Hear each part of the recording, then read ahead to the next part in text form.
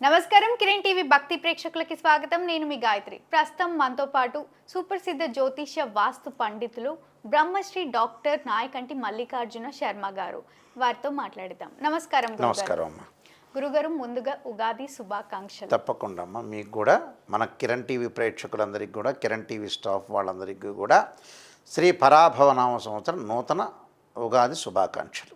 గురుగారు, ఇప్పుడు వచ్చే ఉగాది మొత్తం కూడా శ్రీ పరాభావనామ సంవత్సరం అని అంటున్నారు కదా, అసలు శ్రీ పరాభావనామ సంవత్సరం అంటే ఈ యొక్క అర్థం ఏంటి గురుగారు? తప్పకుండా అమ్మ. ఓం శ్రీ గురుభ్యో నమః. ఓం శ్రీ మాత్రే నమః. శ్రీ పరాభవనామ సంవత్సరం. పరాభవనామ సంవత్సరం అంటే సహజంగా ఎక్కడ గుర్తొస్తుందంటే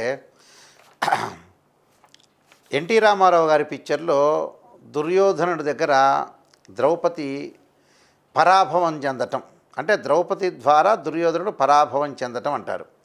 అంటే పరాభవము అంటే ఏంటంటే అవమానము. అంటే దుర్యోధనుడు చెబుతాడు ద్రౌపది నన్ను పరాభవించింది అని. అంటే పాత సినిమాల్లో ఇవన్నీ కూడా ఓల్డ్ సినిమాల్లో ఉంటాయి. పరాభవం అంటే ఏంటంటే జీవితంలో అనేకమైన మార్పులు, పరిణామాలు, అవమానాలు, అనుమానాలు, గత అనుభవాలను దృష్టిలో పెట్టుకునే నామ సంవత్సరమే శ్రీ పరాభవనామ సంవత్సరం అంటారు. అంటే పరాభవించటము అంటే ఏమిటంటే అవమానించటము. జీవితంలో అనేక మార్పులు, అనేక ఒడిదుడుకులు, గత కాలంలో ఉండే ఎక్స్పీరియన్సు, అంటే గత అనుభవాలు. అంటే మనం ఏదైతే చేస్తామో ఆ అనుభవాలు మనల్ని ఎవరైతే అవమానిస్తారో, అనుమానిస్తారో అలాంటి వాళ్ళని మనం గుర్తుపెట్టుకోవాల్సినది, అంటే గుర్తుపెట్టుకోవాల్సిన అవసరం అనేది ఉంటుంది. అంటే పరాభవించటం అంటే అవమానించటము, సింపుల్గా చెప్పాలంటే. అంటే ఈ పరాభవించటంలో శ్రీ పరాభవనామ సంవత్సరంలో ప్రత్యేకంగా ఎలాంటి అనుమానాలు, అవమానాలు, జీవితంలో అనూహ్యమైన మార్పులు, పరిణామాలు అనే విషయాన్ని పరాభవం అంటారు. అంటే పరాభవనామ సంవత్సరం యొక్క అర్థమే అది. అంటే అనేక మార్పులు చోటు చేసుకుంటాయి లైఫ్లో, అనేక అవమానాలు, గతంలో ఉండే ఎక్స్పీరియన్స్, అనుభవము. పరాభవం చెందటం అంటారు కదా సాధారణంగా. పరాభవం చెందటం అంటే అదే అవమానించటం, నన్ను కించపరచటము, నన్ను వేరే రకంగా చూడటము, హింస పెట్టటము, రకరకాల అవమానాలు, అంటే క్రిటిసైజెస్. దాన్ని శ్రీ పరాభవనామ సంవత్సరం అంటాం. అంటే దాని యొక్క అర్థమే అది. శ్రీ పరాభవనామ సంవత్సరంలో మనం కొంత జాగ్రత్తగా ఉండాలి, మెడుకోలో ఉండాలి. అనేకమైన పరిణామాల విషయంలో కూడా కొద్దిగా తొందరపాటు పడకుండా ఆచితూచి అడుగు వేసి ముందుకు వెళ్ళాలి అని అర్థం. అది పరాభవనామ సంవత్సరం. గురుగారు, శ్రీ పరాభవనామ సంవత్సరంలో వృశ్చిక రాశి వారికి ఆదాయము, వ్యయము, రాజపూజ్యము, అవమానాలు ఇవన్నీ కూడా ఎలా ఉండబోతున్నాయి? తీసుకోవాల్సిన జాగ్రత్తలు ఏంటి ఒకసారి తెలియజేయండి. తప్పకుండా అమ్మ. వృశ్చిక రాశి వాళ్ళకి 11 ఆదాయం, 5 ఖర్చు, 2 గౌరవం, 6 అవమానం. అంటే 11, 5, 2, 6. అంటే ఆదాయం బాగా ఉంటుంది. గౌరవ మర్యాదలు తగ్గకపోయినా కూడా, గౌరవ మర్యాదలు అంటే అగౌరవం అయినా కూడా ఆదాయ విషయంలో ఢోకా లేదని అర్థం.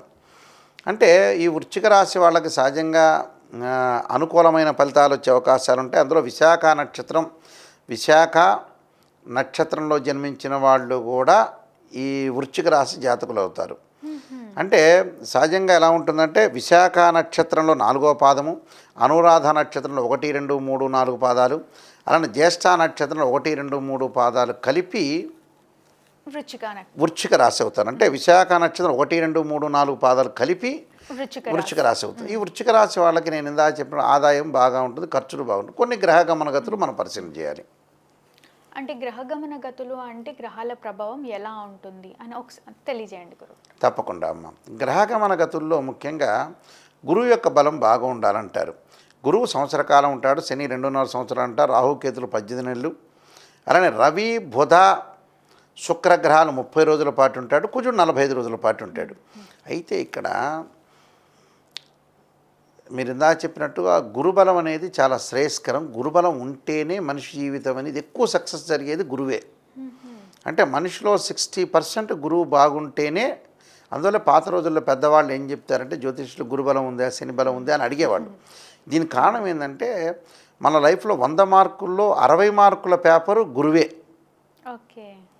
అంటే ఇంటర్మీడియట్లో మ్యాథ్స్ ఫస్ట్ ఇయర్లో ట్రిగ్నామెట్రీకి ఎక్కువ మార్కులు ఉంటాయి. అలానే గురువుకి ఎక్కువ మార్కులు ఉంటాయి.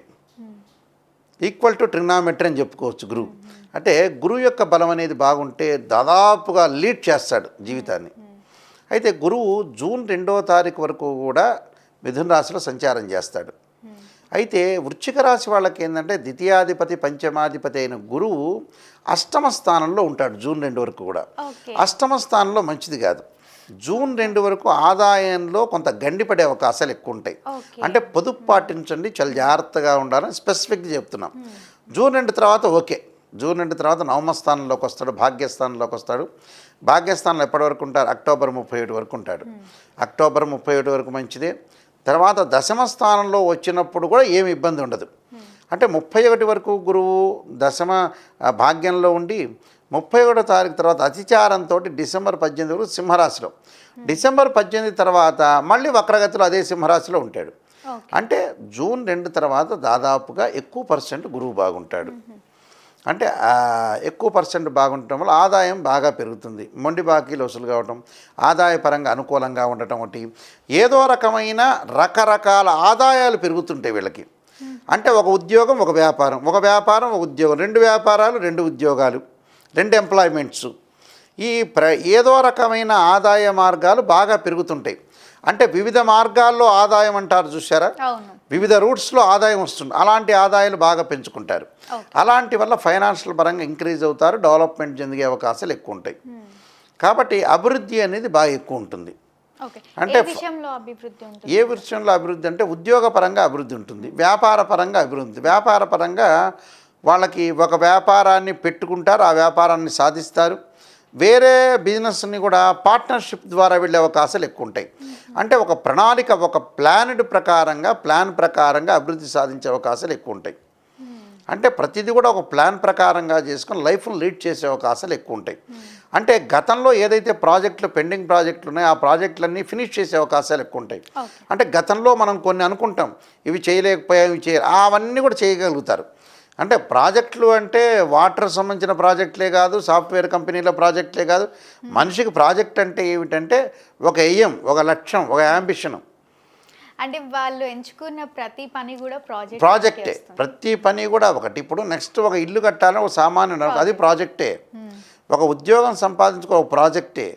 ఒక వ్యాపారం పెట్టాలనేది ఒక ప్రాజెక్టే. ప్రాజెక్ట్ అంటే ఏంటంటే డ్యామ్ లాంటిదిగా, శ్రీశైలం డ్యామ్ అని కాదు. శ్రీశైలం డ్యామ్ కూడా ప్రాజెక్టే.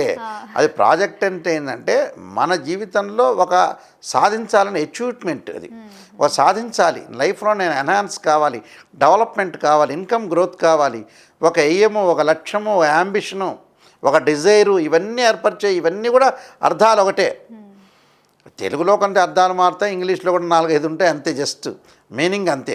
అయితే డెవలప్మెంట్ అయ్యే అవకాశాలు ఉంటాయి. అందులో వృత్తిరీత్యా మెడికల్ వాళ్ళకి కానీ, సాఫ్ట్వేర్ రంగం వాళ్ళకి, ఐటీ రంగం వాళ్ళకి కానీ, కంప్యూటర్స్ సంబంధించిన చిన్న చిన్న వ్యాపారులు కానీ, ల్యాప్టాప్స్ అమ్మేవాళ్ళు కానీ, అలానే ఏదైతే ల్యాప్టాప్లు రిపేర్ చేసేవాళ్ళు కానీ, మెకానికల్ ఇంజనీర్స్ అంటే కారు సంబంధించిన వాహనాలకు సంబంధించిన వ్యక్తులు కానీ, వాహనాలు అమ్మేవాళ్ళు కానీ, ఇప్పుడు మనకి సుందరం హోండా లాంటి కానీ, గ్రీన్ హోండా లాంటి ఈ షాప్స్ ఉంటాయి కదా, మారుతి షోరూమ్ ఒకటి, మారుతి షోరూమ్తో పాటు లక్ష్మీ హోండా,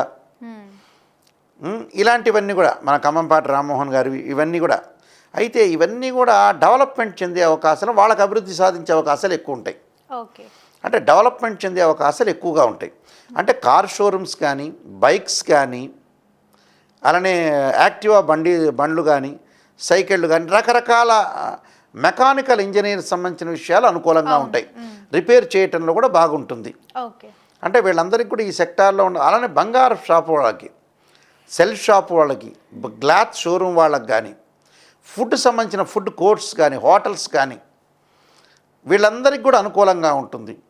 హోటల్స్ కానీ, హోటల్స్ చిన్న హోటల్ అయినా పెద్ద హోటల్ అయినా హోటలే అంటారు, దాని పేరు జస్ట్ మార్పు జరుగుతుంది అంతే. వాళ్ళందరికీ కూడా అనుకూలంగా ఉండే అవకాశాలు ఎక్కువ ఉంటాయి. రోడ్డు కాంట్రాక్టర్లకి, కాంట్రాక్ట్ పనిచేసే వాళ్ళకి కానీ, వీళ్ళకి కూడా అనుకూలంగా ఉంటుంది. కాబట్టి వీళ్ళందరికీ కూడా అనుకూలంగా ఉంటుంది. తర్వాత ఈ రాశివారి విషయంలో చూసుకునేటట్టయితే శని యొక్క బలాన్ని మనం చూద్దాం. నెక్స్ట్ గురువు అయిపోయింది, శని యొక్క బలం పంచమ స్థానంలో శని ఉండటం వల్ల మనకి జూలై 25 వరకు స్థానచలనం, అంటే వేరే చోటకి వెళ్ళిపోవడం, ఇల్లు మార్పులు కానీ, ఉద్యోగ మార్పులు కానీ, వ్యాపార మార్పులు కానీ, భాగస్వామ్యం వ్యాపారం మార్పులు కానీ, ఇలాంటివి జరుగుతుంటాయి. సంతాన పరంగా కూడా చిన్న చిన్న ఇబ్బందులు కలుగుతాయి వీళ్ళకి. ఓకే. అంటే సంతానం ఇంకా డెవలప్మెంట్ చెందలేదు, ఇంకా డెవలప్మెంట్ చెందాలి, వాళ్ళ గురించి సంతానం లేని వాళ్ళు కూడా బాధపడే అవకాశాలు ఎక్కువగా ఉంటాయి. అదొకటి. అయితే చతుర్థ స్థానంలో మళ్ళీ శని వస్తాడు. ఎప్పుడు? జూలై 25 నుంచి. అప్పుడు తల్లికి అనారోగ్యము, వాహనాల మీద ప్రమాదాలు జరగకుండా చూసుకోవాలి. ఓకే. అలానే రాహు డిసెంబర్ 7వ తారీఖున మళ్ళీ మకర రాశిలోకి సంచారం చేస్తాడు. అప్పుడు వాళ్ళకు తృతీయంలోకి వస్తాడు. తృతీయంలో రాహు వల్ల కీర్తి ప్రశ్నలు బాగా పెరుగుతాయి. ఓకే. విదేశాలకు వెళ్ళటం ఒకటి, తనను అవమానించే వ్యక్తులు ఎవరైతే ఉంటారో వాళ్ళే పొగిడే అవకాశాలు ఎక్కువ ఉంటాయి. తనని ఎవరైతే క్రిటిసైజ్ చేస్తారో, ఎనీబడి క్రిటిసైజ్ అంటారు, అంటే ఎవరైతే క్రిటిసైజ్ చేస్తారో, విమర్శిస్తారో అలాంటి వాళ్ళు పొగిడే అవకాశాలు ఎక్కువ ఉంటాయి. ఫారిన్ కంట్రీస్కి అబ్రాడ్ వెళ్ళే అవకాశాలు ఎక్కువ ఉంటాయి. కంపెనీ త్రూ కూడా వెళ్ళే అవకాశాలు ఉంటాయి. అంటే వాళ్ళ యొక్క కళలను నిజం చేసుకునే అవకాశాలు ఎక్కువ ఉంటాయి. కలగంటమే కాదుగా, కలగంటి అనే పాట కాకుండా కళని నిజం చేసుకోవటం కూడా చాలా ఇంపార్టెంట్. విదేశీ ప్రయాణాలు, ఫైనాన్షియల్ పరంగా గ్రోత్ ఉంటుంది. కేతు యొక్క బలం వల్ల కూడా అనుకూలమైన ఫలితాలు బాగా ఎక్కువ ఉంటాయి. అంటే వృత్తిరీత్యా మార్పులు ఉండటం, అనూహ్యమైన పరిణామాలు మంచి జరిగే అవకాశం. శుక్రుడు వల్ల కూడా వివాహ శుభ కార్యక్రమాల్లో పాల్గొనే అవకాశాలు. రవి వల్ల ఉద్యోగంలో కొన్ని మార్పులు. బుధుడు వల్ల వ్యాపారం అనేది విస్తరణ చేయటం. కుజుడు వల్ల వాళ్ళకి కుజుడు బాగలేకపోవటం వల్ల ఏంటంటే కోర్టు సమస్యలు ఇలాంటివి రాకుండా చూసుకోవాలి. అంటే అన్నదమ్ముల మధ్యలో గొడవలు కానీ, అక్క చెల్లెల మధ్యలో కానీ డిస్ప్యూట్స్ రాకుండా చూసుకుంటే చాలా మంచిది. కొన్ని పరిహారాలు చేసుకొని ముందుకెళ్ళాలి. సంవత్సరం మొత్తం కూడా ఎలాంటి పరిహారాలు పాటించమంటారు? అదృష్టం బాగా కలిసి రావాలి అంటే అసలు ఏం చేయమంటారు? ముందు ముఖ్యంగా వాళ్ళు భయాన్ని తొలగించుకోవటానికి ఆంజనేయ స్వామి యొక్క తమలపాకుల పూజ చేయటం, ఆంజనేయాయుధే వాయుపుత్రాయుధీమే తన్నో హనుమత్ ప్రచోదయాత్ అనే మంత్రాన్ని చక్కగా చదువుకోవాలి. అలానే ముఖ్యంగా వాళ్ళు ప్రధానంగా చేయాల్సింది ఏంటంటే ఓం నమః శివాయ పంచాక్షరి చేయాలి సోమవారం. శుక్రవారం స్త్రీలు అమ్మవారి యొక్క కుంకుమార్చన చేయాలి. మహాకాళి, మహాలక్ష్మి, మహాసరస్వతి యొక్క ఆరాధన చేయటం వల్ల వీళ్ళకి మంచి రిజల్ట్స్ వచ్చే అవకాశాలు ఖచ్చితంగా ఉంటాయి. కాబట్టి ఇవన్నీ కూడా చేయటం వల్ల మనకి సుఫలితాలు జరగాలని, శ్రీ పరమేశ్వరుడు యొక్క కరుణాకటాక్షం అనేది కూడా ఉండాలని ఆశిస్తూ సర్వే జనా సుఖినో భవంతు. తప్పకుండా గురుగారు, శ్రీ పరభావనామ సంవత్సరంలో వృశ్చిక రాశి వారికి ఏ విధంగా ఉండబోతుంది, తీసుకోవాల్సిన జాగ్రత్తలు ఏంటి అని ఎంతో చక్కగా తెలియజేసినందుకు ధన్యవాదాలు. నమస్కారం.